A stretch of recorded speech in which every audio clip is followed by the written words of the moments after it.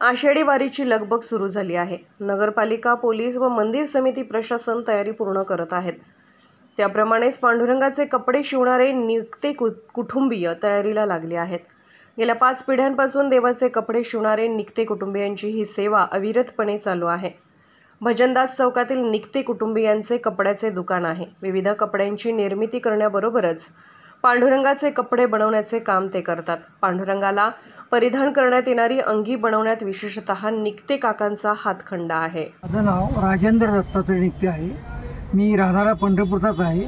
पंढरपुरामध्ये पांडुरंगाची जी मूर्ती आहे त्या मूर्तीचे पोशाख गेले 60 पिढ्या आम्ही बनवत आलेला आहे। यामध्ये अनेक प्रकारचे कापड असतात। वेलवेट कापड, जरीचं कापड, साठींचं कापड, असे प्रत्येकजण आपापल्या ऐपतीप्रमाणे पांडुरंगाला कपडे तयार करून घेऊन जातात। दरवर्षी वेगवेगळ्या प्रकारचे कापड आम्ही बनवतो। संत शिरोमणी नामदेव महाराजांच्या कुळामध्ये आमचा जन्म झालेला असून संत श्रेष्ठ नामदेव महाराजांनी सुद्धा पांडुरंगाचे कपडे शिवले होते। त्याप्रमाणे त्यांनी एक अभंग पण त्याच्यावर रचलेला आहे। शिंप्याच्या पुढी जन्म माझा झाला, परी हेतू गुंतला सदाशिवी, दिवसा माझी शिवी, रात्री माझी शिवी, आराणूक नाही जीवा, सुई आणि सुतळी, कातरी गज दोरा, मांडीला पसारा सदाशिवी, नामा म्हणे शिवी, विठोबाच्या अंगी, म्हणून या जगी धन्य झालो।